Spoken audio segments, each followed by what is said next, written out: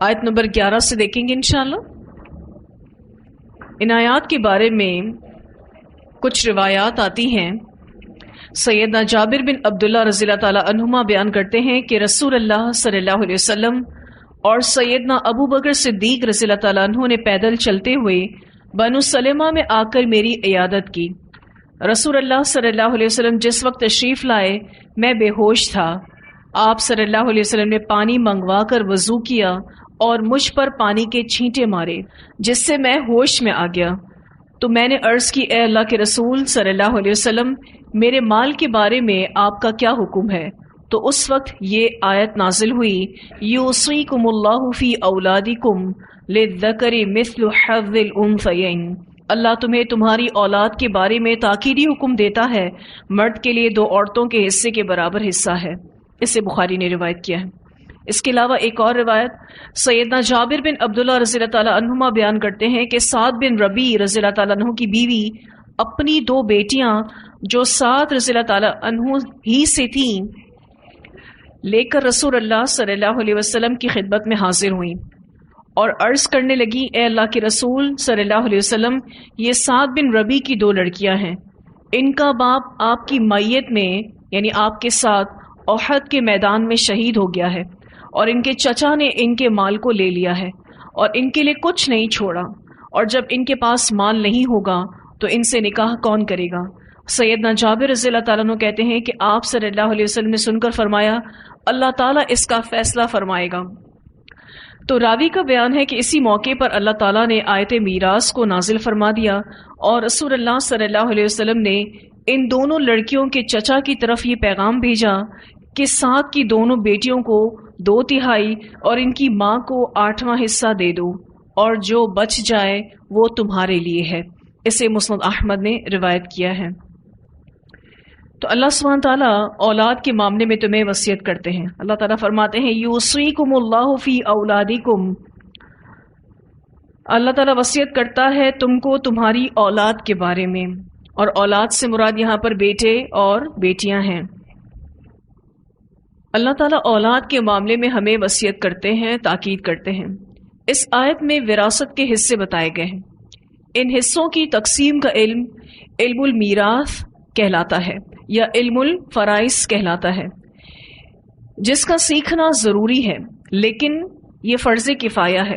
اگر کچھ لوگوں کو آتا ہو تو باقی لوگوں کی طرف سے ادا ہو جائے گا، لیکن اگر کسی سوسائٹی میں کوئی بھی اس کا علم نہ جانتا ہو تو وہ سب گناہ گار ہوں گے، کیونکہ یہ وہ علم ہے جس کے اوپر لوگوں کی جنت اور جہنم کا دار و مدار ہے۔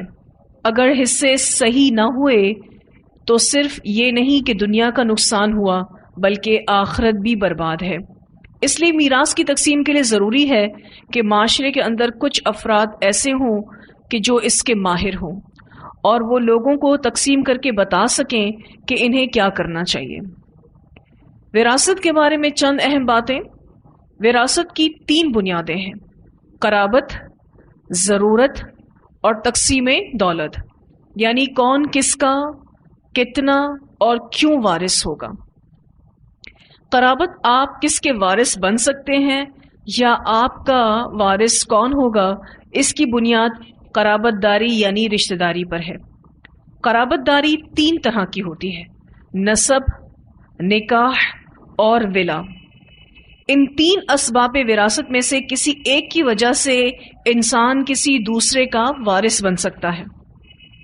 نسب یعنی نسبی قرابت میں وارث میت کے اصول یعنی ماں باپ، دادا، پردادا، بالکل اسی طرح سے دادی اور پردادی اور نانی اور پرنانی بھی ہوتی ہے، اور نانا بھی، ٹھیک ہے، اور پرنانا، یہ سارے جو ہیں وہ پیرنٹس ہیں۔ لیکن دادا، دادی، نانا، نانی اس صورت میں وارث بنتے ہیں کہ ماں باپ نہ ہوں۔ جب ماں باپ نہیں ہوں گے تو ان کے ماں باپ وارث بنیں گے، اور اگر ان کے ماں باپ بھی نہ ہو تو پھر ماں باپ کے ماں باپ یعنی پر دادی اور یہ وارث بنیں گے، ٹھیک ہے۔ تو نسبی قرابت میں وارث میت کے اصول یعنی ماں باپ، اور فروع یعنی برانچز، شاخیں، اولاد اور اولاد اگر نہ ہو تو پوتا، پر پوتا اور پوتی بھی وارث بنتے ہیں۔ پھر حواشی یعنی اطراف میں مراد بھائی بہن ہیں۔ اگر آپ ان 3 نسبی رشتوں کو یاد رکھیں، اصول میں ماں باپ، ٹھیک ہے، فروع میں اولاد اور حواشی میں بھائی بہن۔ پھر نکاح، عورت کے ساتھ صحیح عقد کہتے ہیں جس میں نکاح کی تمام شرائط پوری ہوتی ہوا ہے۔ پھر چاہے رخصتی اور جماع حاصل ہو یا نہ ہو، میاں بیوی ایک دوسرے کے وارث ہوں گے۔ رخصتی نہیں ہوئی، جسمانی تعلق قائم نہیں ہوا، تو بھی اگر بیوی فوت ہو جاتی ہے تو شوہر اس کا وارث ہے، شوہر فوت ہو جاتا ہے تو بیوی اس کی وارث ہے۔ سورۃ النساء آیت نمبر 12 میں آپ پڑھ چکے، اور تمہاری بیویوں کے ترکے میں سے تمہارے لیے نصف ہے۔ میاں بیوی طلاق رجعی کی صورت میں بھی ایک دوسرے کے وارث ہوں گے جبکہ بیوی عدت میں ہو۔ اب چونکہ طلاق کا چیپٹر آپ پڑھ چکے ہیں، طلاق کی وضاحت ہم پہلے بھی آپ کو کر چکے ہیں۔ طلاق 3 بار ہے، اس میں سے جو ابتدائی 2 طلاقیں ہیں وہ رجعی طلاقیں ہیں، اور جو تیسری اور فائنل ڈیورس ہے وہ طلاق بائنہ کہلاتی۔ اگر میاں بیوی کے درمیان طلاق رجعی ہوئی ہے، یعنی جس میں رجوع ہو سکتا ہے، تو وہ ایک دوسرے کے وارث ہیں، لیکن اس کے لیے شرط یہ ہے کہ بیوی ابھی عدت میں ہو۔ اگر عدت گزر چکی ہے یا طلاق بائن ہے تو اب عورت وارث نہیں ہے۔ پھر ولا یعنی ایک شخص نے کسی غلام یا لونڈی کو آزاد کیا ہے تو اس آزادی کے سبب آزاد کرنے والا اپنے آزاد کردہ غلام اور لونڈی کا وارث ہوگا، یعنی وراثت اس کے رشتہ داروں کو نہیں جائے گی بلکہ مالک اپنے غلام کا وارث ہوگا۔ اب چونکہ غلامی نہیں پائی جاتی، اس لیے 2 بڑے اسباب وارث ہونے کے باقی بچتے ہیں، ایک نسب اور دوسرا نکاح۔ ولا فی الوقت نہیں ہے۔ پھر وراثت کی دوسری بنیاد میں ضرورت ہے، دوسری چیز کہ کس کو کتنا حصہ ملے۔ اس کی بنیاد ضرورت پر ہے کہ کس کی ضرورت کتنی ہے۔ مثلا ماں باپ کے مقابلے میں اولاد چونکہ چھوٹی ہوتی ہے اور اس کی ضرورت زیادہ ہوتی ہے، اس لیے اولاد کو زیادہ حصہ دیا گیا ہے۔ اس طرح مرد پر خرچ کرنے کی ذمہ داری اللہ تعالیٰ نے زیادہ ڈالی ہے عورت کے مقابلے میں، اس لیے مرد کو حصہ بھی زیادہ دیا ہے۔ نان نفقہ، مہر، اولاد کے اخراجات، یہ تمام مرد کی ذمہ داریاں ہیں، جبکہ لڑکی کو نہ مہر دینا ہے، نہ نان نفقہ یا اولاد پر خرچ کرنا، کچھ اس کی ذمہ داری نہیں ہے، لہٰذا لڑکی کا حصہ کم ہے، یعنی بھائی کے مقابلے میں بہن کا حصہ کم ہے۔ پھر تیسری بنیاد تقسیم دولت۔ تیسری چیز تقسیم دولت ہے کہ کیوں یہ سب تقسیم کیا جائے، وہ اس لیے تاکہ دولت ایک جگہ جمع نہ رہے، سوسائٹی میں سرکولیٹ کرے یعنی گردش کرے۔ اگر معاشرے میں چند لوگ انتہائی مالدار ہوں اور باقی سب غریب فقیر ہوں تو ایسی صورت میں معاشرے کے اندر سے خوشگواری اور خوشحالی ختم ہو جائے گی۔ تو اللہ تعالیٰ چاہتے ہیں کہ پیسہ سرکولیٹ کرے، گردش کرے، اسی لیے تقسیم دولت کی جائے گی۔ اب وراثت کی کچھ رکاوٹیں ہیں، کچھ چیزیں ایسی ہیں جن کی وجہ سے وارث کو وراثت سے محروم کر دیا جاتا ہے۔ وہ یہ ہیں، نمبر 1 کفر، رشتہ داری کے باوجود بھی مسلمان کافر کا وارث نہیں ہوگا اور نہ کافر مسلمان کا وارث ہوگا۔ اس بارے میں رسول اللہ صلی اللہ علیہ وسلم کا فرمان ہے، کافر مسلمان کا اور مسلمان کافر کا وارث نہیں ہو سکتا۔ اس سے بخاری اور مسلم نے روایت کیا ہے۔ پھر دوسری رکاوٹ قتل، قاتل مقتول کا وارث نہیں ہوگا، سزا کے طور پر اسے مقتول کی جائیداد سے محروم کر دیا جائے گا۔ اس بارے میں بھی رسول اللہ صلی اللہ علیہ وسلم کا فرمان ملتا ہے، قاتل کو مقتول کی جائیداد سے کچھ نہیں ملتا۔ یہ حدیث رواہ ابن البر اور وصححہ میں ملتی ہے۔ پھر تیسری رکاوٹ غلام ہونا، غلام نہ خود وارث ہوتا ہے نہ اس کا کوئی وارث ہوتا ہے سوائے مالک کے، اور مالک بھی کس اعتبار سے وارث ہوگا وہ ولا میں آپ پڑھ چکے۔ پھر چوتھی رکاوٹ ولد الزنا ہونا، زنا کے نتیجے میں پیدا ہونے والا بچہ اپنے باپ یعنی زانی کا وارث نہیں ہوگا اور نہ باپ اس کا وارث ہوگا، البتہ ماں اور بچے ایک دوسرے کے وارث ہوں گے۔ رسول اللہ صلی اللہ علیہ وسلم نے فرمایا، اولاد صاحب بستر یعنی بدکار عورت کی ہے اور زانی کے لیے پتھر ہیں، اسے بخاری نے روایت کیا ہے۔ پھر پانچویں رکاوٹ لعان یعنی لعنت کرنا، لعان کے بعد شوہر اپنی بیوی پر الزام لگائے کہ اس کے پیٹ میں جو بچہ ہے وہ میرا نہیں کسی اور کا ہے، یعنی لعان میں باپ بچے کو قبول کرنے سے انکاری ہوتا ہے، لہٰذا جب وہ بچہ پیدا ہوگا تو اس شخص کا وارث نہیں ہوگا، نہ باپ بیٹے کا وارث ہوگا۔ لعان میں ایسا ہوتا ہے کہ اگر کوئی عورت پریگننٹ ہوتی ہے تو اس کا شوہر اس پر یہ الزام لگاتا ہے کہ یہ بچہ میرا نہیں ہے، یعنی میری بیوی نے کسی اور آدمی کے ساتھ زنا کیا ہے اور اس کے نتیجے میں اس کو یہ پریگننسی ہوئی ہے، یہ میرا بچہ نہیں ہے۔ اس صورتحال میں حاکم وقت کے سامنے پورا ایک لعان کا پروسیجر ہوتا ہے اور اس لعان کرنے والے شوہر کا اب اس بچے سے کوئی تعلق نہیں رہتا، میاں بیوی میں بھی علیحدگی ہو جاتی ہے اور اس بچے سے بھی اس کا تعلق نہیں ہوتا۔ کیوں تعلق نہیں ہوتا؟ وہ خود اس تعلق سے انکار کر رہا ہے۔ بچے کا مردہ پیدا ہونا، اگر کوئی بچہ ماں کے پیٹ کے اندر مر جائے تو وہ وارث نہیں ہوگا، یہ چھٹی رکاوٹ ہے۔ اگر پیدا ہونے کے کچھ منٹ بعد مر جائے، چند سانسیں لے کر بھی مر جائے تو وارث ہوگا۔ اگر وضع حمل کے وقت بچے کے منہ سے آواز نہ نکلے اور وہ مردہ پیدا ہو تو وارث نہیں ہوگا، یعنی بچہ زندہ پیدا ہو کر چند سانسوں کے بعد مر جائے تو وارث ہے، لیکن اگر پیدا ہونے کے پروسیجر کے دوران ہی اس کی کوئی آواز نہیں نکلی، وہ مردہ سمجھا جائے گا، پھر وہ وارث نہیں ہوتا۔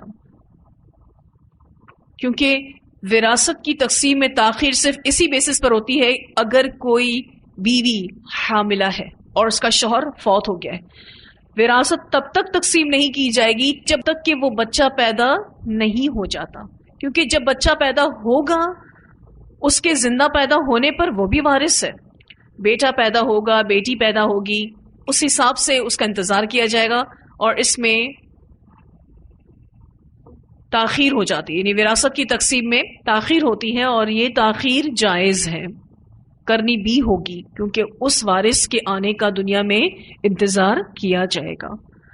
اب وہ وارث پیدا ہو رہا ہے، زندہ پیدا ہوا تو وارث ہے، اور اگر زندہ پیدا نہیں ہوا تو پھر وارث نہیں ہے۔ پھر جو آخری رکاوٹ ہے وہ موت ہے۔ اگر باپ اور بیٹا ایک ساتھ کسی حادثے میں فوت ہو گئے تو اس صورت میں باپ بیٹے کا اور بیٹا باپ کا وارث نہیں ہوگا، ایک ساتھ ڈیتھ ہوئی تو نہ اب بیٹا باپ کا وارث ہے اور نہ باپ بیٹے کا وارث ہے، مگر حادثہ تو ایک ساتھ پیش آیا لیکن ایک کچھ دیر بعد فوت ہوتا ہے تو بعد میں فوت ہونے والا وارث ہوگا، بعد میں فوت ہونے والے کا حصہ اب اس کے وارثوں میں تقسیم کیا جائے گا۔ مثلا کوئی ایکسیڈنٹ ہوا، باپ اور بیٹا دونوں ہی اس حادثے کے شکار ہوئے، ٹھیک ہے، اب پہلے بیٹا فوت ہو جاتا ہے، باپ ابھی بھی زندہ ہے، اس کی سانسیں چل رہی ہیں، تو اب باپ وارث ہے، اور اگر باپ فوت ہو جاتا ہے، بیٹا بعد میں فوت ہوتا ہے تو اب بیٹا وارث ہے۔ یعنی وارث کون ہوتے ہیں؟ جو زندہ ہوں۔ اب وہ چند سانسیں لے کر ہی وہ بھی فوت ہو گیا تو پہلے اس کی وراثت یعنی باپ کی وراثت بیٹے کو دی جائے گی، چونکہ اب بیٹا بھی فوت ہو گیا ہے تو اب وہ وراثت بھی اس کے مال وراثت میں شامل کر کے اس کے وارثوں میں تقسیم ہوگی۔ تو یہ اصول یاد رکھیے گا کہ ایک کچھ دیر بعد فوت ہوتا ہے تو بعد میں فوت ہونے والا وارث ہوگا، اتنا یاد رکھ لیں، بعد میں فوت ہونے والا وارث ہوگا۔ اب وہ بھی فوت ہو گیا ہے جو بعد میں فوت ہوا ہے، مر تو وہ بھی گیا تو اس کا حصہ اس کے وارثوں میں تقسیم ہوگا۔ تمام لوگوں کے حصے اللہ تعالیٰ کے بتائے ہوئے طریقے کے مطابق ہوں گے۔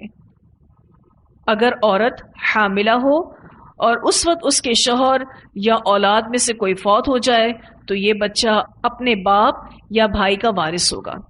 اس لیے جس دن باپ یا بھائی فوت ہوئے اس وقت یہ بچہ رحم مادر میں زندہ تھا، ماں کے پیٹ میں زندہ تھا۔ اگر عورت حمل سے ہے، ٹھیک ہے، اس وقت اس کا شوہر فوت ہو جاتا ہے تو وہ بچے کا کون ہوا؟ باپ۔ یا اس عورت کی کوئی دوسری اولاد فوت ہو جاتی ہے تو اس بچے کا جو ماں کے پیٹ میں وہ اس کا بھائی یا بہن ہو، ٹھیک ہے۔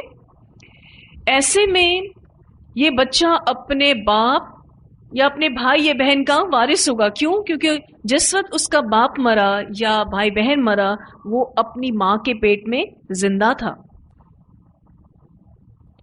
پھر ایک اور شرط بھی ہے کہ وہ زندہ پیدا بھی ہو۔ تو پراپرٹی کب تک نہیں بٹے گی؟ جب تک یہ ڈیلیوری نہیں ہو جاتی، کیونکہ یہ فائنل وارث تب بنے گا جب یہ زندہ پیدا ہوگا۔ یہ فائنل وارث تب بنے گا۔ وراثت کی تقسیم کوئی معمولی چیز نہیں۔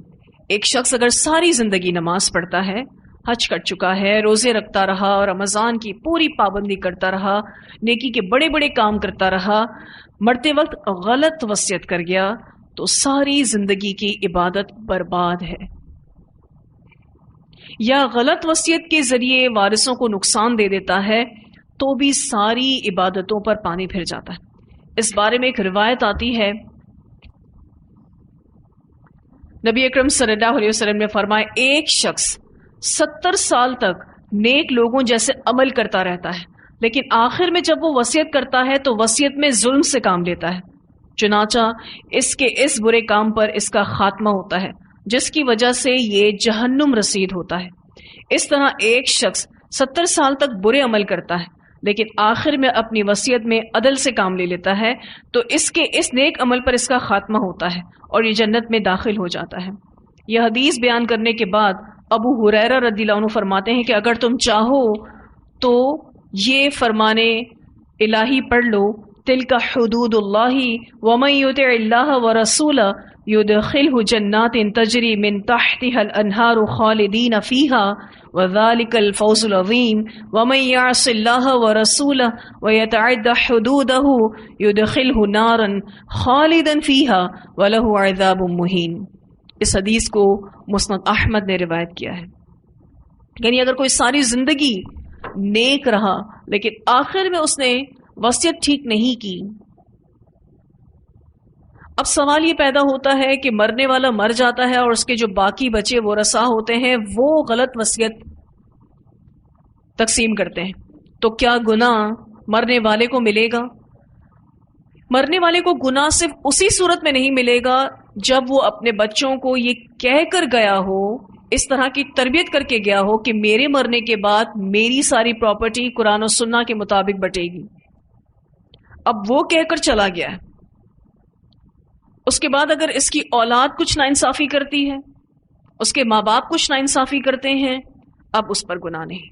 لیکن اگر کوئی شخص یہ کہہ کر ہی نہیں گیا، اپنے بچوں کو، اپنے ورثاء کو اس طرح کی اویئرنیس دی نہیں، اس نے اس طریقے کا علم دیا ہی نہیں، تو پھر ایسی صورت میں بچے لا علمی میں اگر کچھ غلط فیصلے کرتے ہیں، ایسی صورت میں مرنے والا بھی گناہ گار ہے، اس کی ساری زندگی کی عبادتیں برباد ہو جائیں گی۔ ایک اور روایت بھی اس بارے میں ملتی ہے، سیدنا ابو ہریرہ رضی اللہ عنہ بیان کرتے ہیں کہ رسول اللہ صلی اللہ علیہ وسلم نے فرمایا ایک مرد یا عورت 60 سال تک اللہ تعالیٰ کی فرما برداری کے کام کرتے رہتے ہیں اور جب انہیں موت آتی ہے تو یہ وصیت میں کمی بیشی کر دیتے ہیں جس کی وجہ سے ان کے لیے جہنم واجب ہو جاتی ہے۔ راوی کا بیان ہے کہ اس حدیث کو بیان کرنے کے بعد ابو ہریرہ رضی اللہ عنہ ان آیات کی تلاوت فرمانے لگے، من بعد وصیۃ یوصی بها او دین غیر مضار، اور یہاں تک آپ رضی اللہ تعالیٰ عنہ پڑھتے تھے وذالک الفوز العظیم۔ اسے ابو داؤد نے روایت کیا ہے۔ ان دونوں حدیثوں سے واضح طور پر پتہ چلتا ہے کہ اگر کوئی بھی وصیت میں ناانصافی کرے گا تو اس کی ساری زندگی کی عبادتیں، نیک کام، فرمانبرداریاں سب ضائع ہیں۔ اس سے آپ اس بات کا اندازہ لگا سکتے ہیں کہ وراثت کی تقسیم کوئی معمولی چیز نہیں ہے، اس کو جیسا تیسا نہیں کیا جا سکتا۔ تو یہ حقوق العباد میں سے ہے، اس کا سیکھنا فرائض میں سے ہے، اس کا جاننا لازم ہے۔ اگر ہمارے ہاتھوں میں کچھ بھی نہ ہو اور ہم وراثت کو تقسیم نہیں کر سکتے تو یہ علم ہمارے جاننے سے تعلق رکھتا ہے۔ پھر بھی کیوں؟ کیونکہ ہم کسی اور کو اس سے گائیڈ کر سکتے ہیں، ٹھیک ہے؟ کوئی اگر اس کا منکر ہو رہا ہو تو اس کو روک سکتے ہیں، اس کو سمجھا سکتے ہیں۔ کچھ لوگ کہتے ہیں ہمارے پاس تو کوئی پراپرٹی نہیں ہے، اب ہم کیا اس کے بارے میں سیکھیں، چھوڑو، رہنے دو۔ تو آپ کے پاس کچھ نہیں ہے، آپ کو اس علم کی ضرورت نہیں ہے، لیکن اگر آپ کے پاس وہ علم ہوگا تو جس کسی کو ضرورت پڑے گی تو آپ اس کی گائیڈنس کر سکتے ہیں۔ کوئی اس کا انکار کر رہا ہو، کوئی اس کی غلط ڈویژن کر رہا ہو، یعنی غلط تقسیم کر رہا ہو، آپ اس کو سمجھا سکتے ہیں، آپ اس کو بتا سکتے ہیں۔ وصیت کسے کہتے ہیں؟ وصیت تاکیدی حکم کو کہتے ہیں، کسی واقعے کے پیش آنے سے پہلے اس کے بارے میں نصیحت کرنا۔ اللہ تعالیٰ فرماتے ہیں یوصیکم اللہ فی اولادکم، اللہ تمہیں تمہاری اولاد کے بارے میں وصیت کر کے پابند کرتا ہے۔ اولاد کو ان کا حق دلانے کے لیے اللہ نے اپنا قانون استعمال کیا ہے۔ اولاد میں لڑکا اور لڑکی دونوں شامل ہیں۔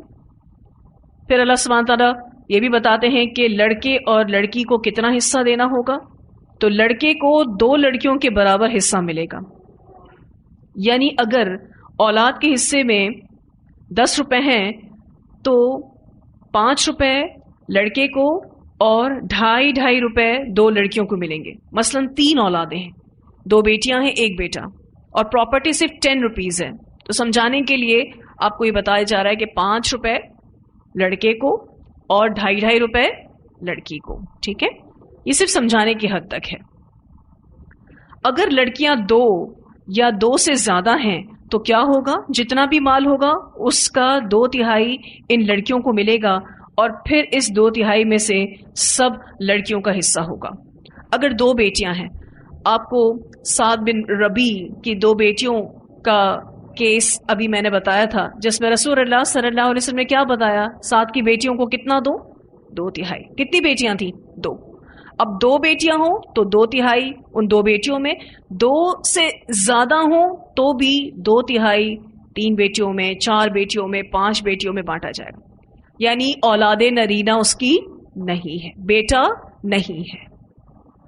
سعد بن ربی کی صرف 2 بیٹیاں ہی تھیں، بیٹا تھا نہیں، ٹھیک ہے؟ اگر ایک ہی لڑکی ہو اور کوئی اور اولاد نہ ہو تو کیا ہوگا؟ پوری جائیداد کا آدھا اس کو ملے گا۔ یہ ساری باتیں ہم نے یہاں اس ٹیکسٹ سے پڑھی تھی، فَإِن كُنَّ نِسَاءً فَوْقَ اثْنَتَيْنِ فَلَهُنَّ ثُلُثَا مَا تَرَكَ وَإِن كَانَتْ وَاحِدَةً فَلَهَا النِّصْفُ۔ اگر میت کی اولاد بھی ہو اور والدین بھی، تو والدین میں سے ہر ایک کے لیے چھٹا حصہ ہے، جس کا ذکر ہم نے اسی آیت میں پڑھا، وَلِأَبَوَيْهِ لِكُلِّ وَاحِدٍ مِّنْهُمَا السُّدُسُ مِمَّا تَرَكَ إِن كَانَ لَهُ وَلَدٌ۔ تو اولاد ماں باپ کے لیے حجب یعنی رکاوٹ ہے، یعنی ماں باپ کا جو حصہ کم ہو گیا، کس وجہ سے ہو گیا؟ بچوں کی وجہ سے۔ اگر میت کی اولاد نہ ہو اور اس کے وارث صرف والدین ہیں، اب اس کی ماں کو تیسرا حصہ ملے گا اور باقی باپ کا ہوگا، ٹھیک ہے؟ یعنی پراپرٹی کے 3 حصے کیے جائیں گے، 1/3 ماں کا اور 2/3 باپ کا، جس کا ذکر ہم نے اسی آیت میں پڑھا، فَإِن لَّمْ يَكُن لَّهُ وَلَدٌ وَوَرِثَهُ أَبَوَاهُ فَلِأُمِّهِ الثُّلُثُ۔ اگر میت کے وارث صرف والدین ہیں مگر بھائی بہن ہوں تو اب ماں کو چھٹا حصہ ملے گا، اور اس صورت میں باقی حصہ سارا کا سارا باپ کو چلا جائے گا۔ اور یہ اس صورتحال میں ہوتا ہے کہ میت کی ابھی شادی نہ ہوئی ہو، یا آپ اس کو اگر سمپل کر لیں کہ اس کے وارث کون ہیں؟ صرف اور صرف والدین ہیں، اور بھائی بہن ہونے کی صورت میں والدین کا حصہ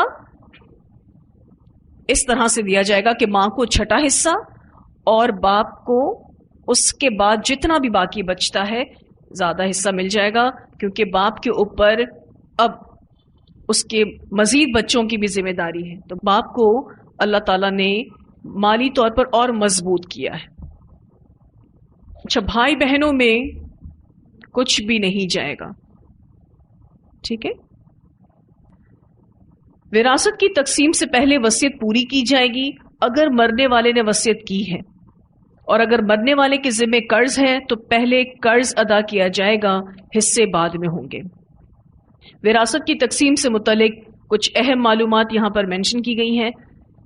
میراث سے قرض اور وصیت مقدم ہے، یعنی ورثہ بٹنے سے پہلے قرض اور وصیت کو پہلے دیا جائے گا۔ زندہ شخص کی جائیداد تقسیم نہیں ہوتی، مردہ کی تقسیم ہوتی ہے۔ اور سارے لوگ اپنی زندگی میں ہی کہتے ہیں کہ میں نے اتنا اپنی اس بیٹی کو دے دیا، اتنا اپنے اس بیٹے کو دے دیا۔ وہ دے دیا تو پھر وہ ورثہ نہیں ہے، وہ ہبہ کیا، تحفہ دیا، ٹھیک ہے؟ زندہ شخص کی جائیداد تقسیم نہیں ہوتی، مردہ کی تقسیم ہوتی ہے، یعنی وراثت کہتے ہی مردہ کے مال کو ہے۔ اپنی زندگی میں انسان جو کچھ دیتا ہے اسے ہبہ کہتے ہیں، یعنی تحفہ دینا۔ ہبہ کے لیے کوئی شرط نہیں ہوتی، اس میں لڑکے اور لڑکی کو برابر بھی دے سکتے ہیں، اور پسندیدہ بھی یہی ہے کہ جو کچھ بھی اولاد کو دیا جائے اپنی زندگی میں تو وہ برابری اور انصاف کے ساتھ دیا جائے۔ مثلا اگر ہم میں سے کوئی اپنے بچوں کو اپنی زندگی میں ہی تحفتاً کچھ دے دینا چاہتا ہے، اس چیز کا ان کو مالک بنا دینا چاہتا ہے، تو اس کو چاہیے کہ لڑکا اور لڑکی سب کو برابر دے۔ ہاں، جب وہ فوت ہو جائے گا تو اب اس کی وراثت کی تقسیم کس کے کہنے کے مطابق ہوں گے؟ اللہ تعالیٰ کے کہنے کے مطابق ہوں گے، اور وہ اللہ سبحانہ تعالیٰ نے ہر شخص کو جو حصہ دینا ہے، جو وارث ہیں، اس کے بارے میں بتا دیا ہے۔ جب کوئی فوت ہو جائے تو میت کے مال میں سے اسے کفن دفن اور قبر وغیرہ کا انتظام کرنا چاہیے۔ اگر کوئی رشتہ دار اپنی طرف سے خوشی سے کرنا چاہتا ہے تو وہ کر سکتا ہے، ٹھیک ہے؟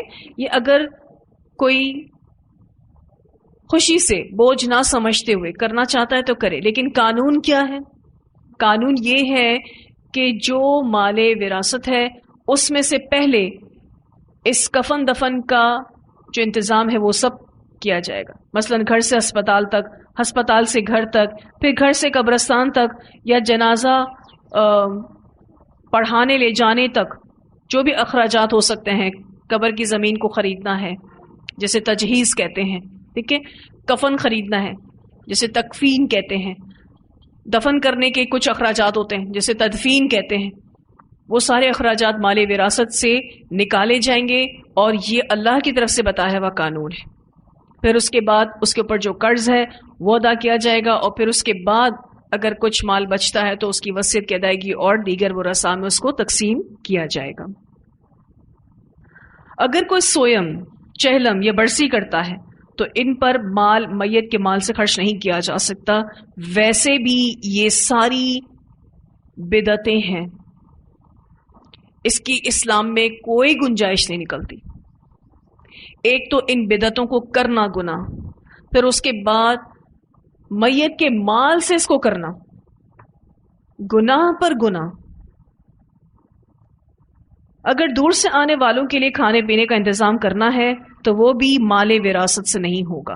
یہ آس پاس کے جو رشتہ دار ہوتے ہیں، پڑوسی ہوتے ہیں، ان کو چاہیے کہ وہ دور سے آنے والے رشتہ داروں کو کھلائیں پلائیں، جو بھی ان کی وسعت ہو۔ تو دور سے آنے والوں کے لیے کھانے پینے کا انتظام کرنا ہے تو وہ بھی مال وراثت سے نہیں ہوگا۔ اور اگر کسی مجبوری کی وجہ سے کوئی کرتا ہے تو یہ سب وارثوں کی متفقہ رائے یا مشورے سے ہوگا۔ مثلا اگر کوئی پڑوس یہ کھانا پینا نہیں بھیج سکتا، وہ خود بھی بہت غریب ہیں، کوئی اور رشتہ دار بھی نہیں بھیج رہا، تو ظاہر کھانا اور پینا ضرورت ہے، تو ایسی صورت میں تمام ورثاء باہمی مشورے سے اس بات کو طے کریں گے کہ ٹھیک ہے، مال وراثت سے اس پیسے کو نکالا جائے، اور ظاہر ہے جو 3 دن تک قریبی رشتہ دار آتے اور جاتے رہتے ہیں اور ضرورت کے تحت ان کو کھانا کھلایا بھی جاتا ہے، تو پھر باہمی مشورے سے اس میں مالی وراثت میں سے اس کو نکالا جا سکتا ہے۔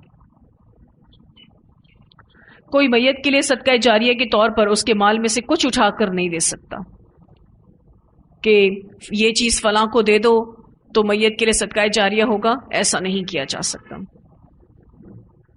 کفن دفن کے بعد سب سے پہلے قرض ادا کیا جائے گا۔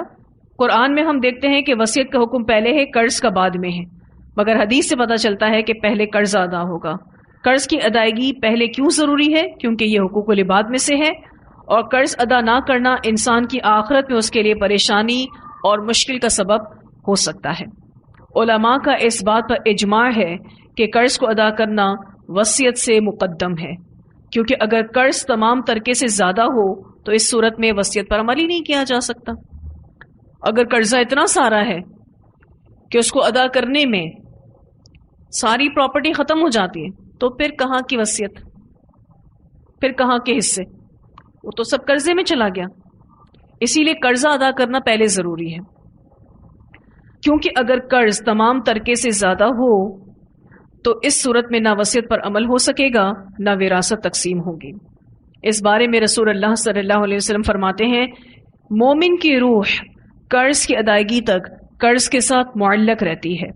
اس سے بخاری نے روایت کیا ہے، یعنی قرض اتارنا کتنا ضروری ہے۔ اگر بیوی کا مہر ادا نہیں کیا تو یہ بھی قرض ہے، یہ بھی ادا کیا جائے گا، الا یہ کہ بیوی معاف کر دے۔ بیوی معاف کر سکتی ہے؟ کر سکتی ہے، ٹھیک ہے۔ قرض میں ہر وہ چیز شامل ہے جو کسی کی بھی اس کے ذمے رہ گئی ہو۔ کس کے ذمے رہ گئی ہو؟ مرنے والے کے ذمے رہ گئی، وہ لوٹائی جائے گی۔ مثلا کوئی آلات یا مشین ادھار لے رکھی ہے، یا کسی دوست سے کوئی چیز ادھار یا کرائے پر کسی سے کوئی چیز لی ہے تو obviously وہ واپس ہوگی۔ اگر فوت ہونے والا کسی سے کوئی کام لے رہا تھا تو اس کے مال سے پہلے اس کی اجرت نکالی جائے گی۔ مثلا ہو سکتا ہے وہ کوئی کام کروا رہا ہو، گھر میں کوئی کام کروا رہا ہو، اپنی فیکٹری میں کوئی کام کروا رہا ہو، تو جو مزدوروں کی اجرت ہے وہ پہلے نکالی جائے گی۔ قصاص ہے یا دیت ہے وہ بھی چکایا جائے گا۔ زکوٰۃ اور روزوں کا فدیہ بھی پہلے ادا کیا جائے گا، یعنی اگر اس کے ذمہ زکوٰۃ باقی تھی تو اس کو زکوٰۃ پہلے دینی ہے، اس کے مال سے زکوٰۃ پہلے نکالنی ہے، اور اگر اس کے روزوں کا فدیہ دینا ہے تو وہ بھی اسی کے مال سے نکالا جائے گا۔ اگر کسی عورت نے خلا لے لی ہے اور مہر واپس لوٹانا باقی ہے اور اس عورت کا انتقال ہو جاتا ہے تو اس صورت میں شوہر کو پہلے مہر لوٹایا جائے گا۔ خلا کی صورت میں آپ سب جانتے ہیں کہ بیوی کو مہر واپس دینا پڑتا ہے، اور اگر ایسی صورت میں کہ ابھی اس نے واپس نہیں لوٹایا اور وہ مر گئی ہے تو اب یہ اس کے ذمے قرض کی طرح ہے، اس کو مہر واپس لوٹانا ہے۔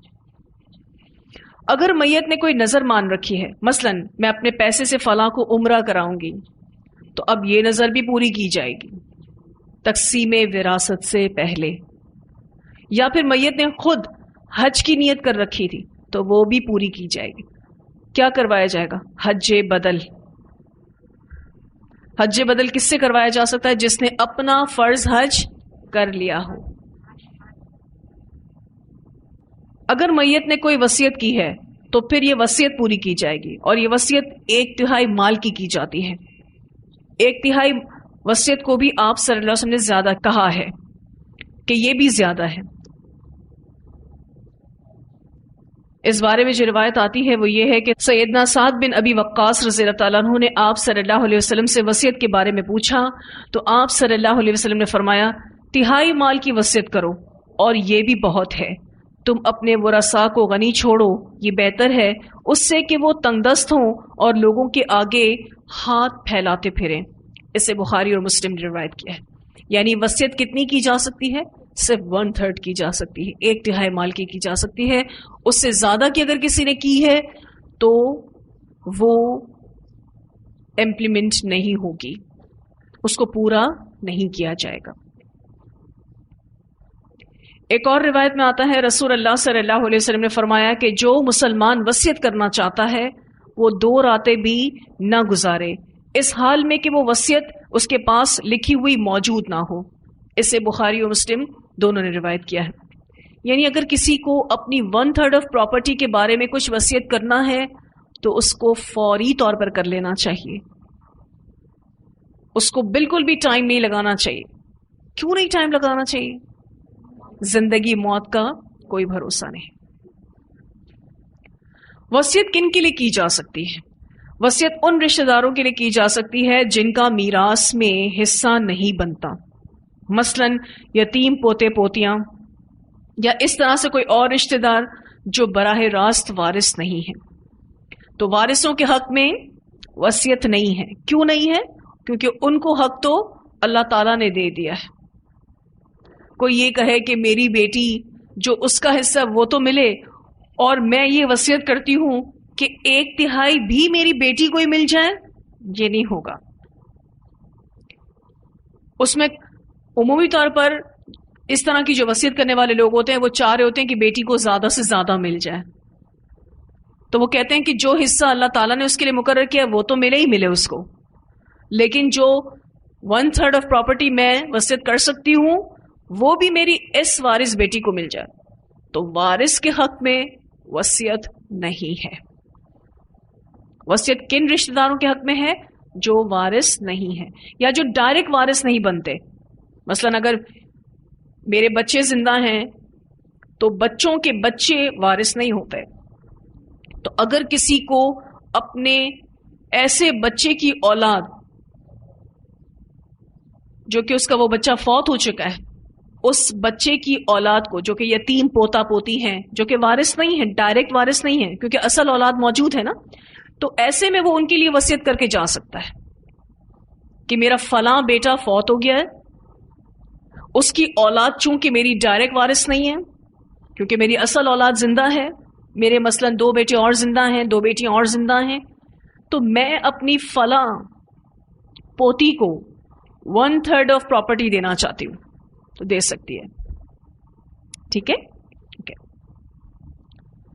اگر کوئی بیمار ہے تو اس کی مدد کے لیے کسی ہسپتال کے لیے دی جا سکتی ہے. ٹھیک ہے. کسی نیکی کے کام میں، کسی مدرسے کے لیے، کسی مسجد کے لیے، کسی بھی کار خیر میں 1/3 آف پراپرٹی دی جا سکتی ہے. اہم بات یہاں پر ہم نے لکھ بھی دی ہے کہ وصیت وارث کے حق میں نہیں کی جاتی کیونکہ وارثوں کے حصے اللہ نے مقرر کر دیے ہیں. اور ایک دوسری اہم بات کہ وصیت 1/3 مال سے زیادہ نہیں کی جا سکتی. حضرت عبداللہ بن عباس رضی اللہ تعالیٰ عنہما فرماتے ہیں کہ کاش لوگ 1/3 سے کم کر کے 1/4 وصیت کریں، کیونکہ رسول اللہ صلی اللہ علیہ وسلم نے 1/3 وصیت کو بھی بہت کہا ہے. آپ صلی اللہ علیہ وسلم سعد بن ابی وقاص کو کیا کہہ رہے تھے کہ تم 1/3 آف پراپرٹی وصیت کر سکتے ہو، لیکن یہ بھی بہت ہے، زیادہ ہے. یہ زیادہ اچھی بات ہے کہ تمہاری اولاد سٹرونگ رہے. کس اعتبار سے؟ مالی اعتبار سے. وہ دوسروں کے آگے ہاتھ پھیلانے نہ لگ جائے. تم ان کو سٹرونگ کر کے جاؤ بنسبت اس کے کہ تم 1/3 آف پراپرٹی کسی اور کو دے کر جاؤ،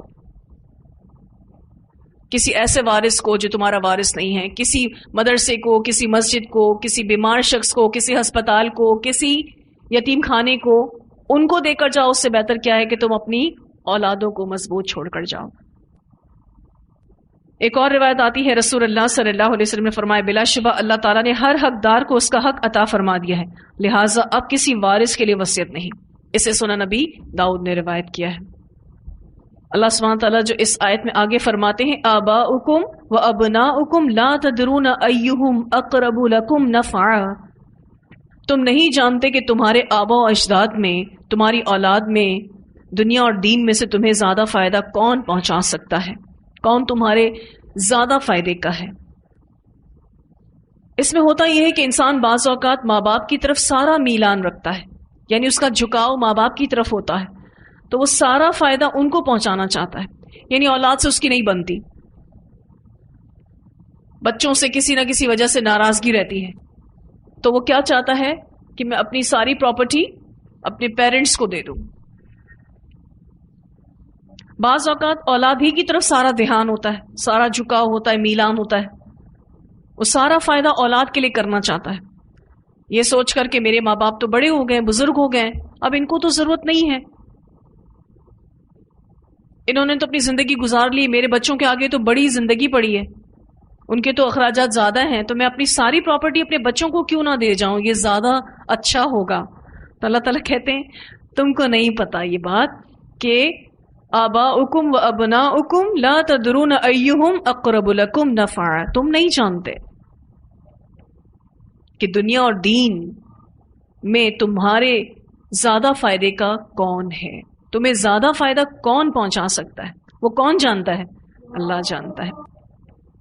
فریضۃ من اللہ، یہ تقسیم اللہ کی طرف سے ہے اور تمہارے اوپر لازم ہے، یہ اس سے اللہ کی طرف سے مقرر کردہ ہے اور اللہ کا حکم ماننا ضروری ہے، کیونکہ ان اللہ کان علیما حکیما۔ علیما حکیما، یہاں اللہ تعالیٰ کی دو صفات بیان ہوئی ہیں اور یہ بہت اہم صفات ہیں کہ قانون وراثت اللہ تعالیٰ کے علم تام اور علم کامل پر مبنی ہے، ایسا علم کسی اور کے پاس نہیں ہے۔ اللہ تعالیٰ صرف علم ہی نہیں رکھتا بلکہ اس کی حکمت کے ساتھ یہ تقسیم اس نے کی ہے، یعنی جس کو جتنا ملنا چاہیے اتنا مقرر کیا ہے۔ تو حکمت درست فیصلوں کی بنیاد ہے۔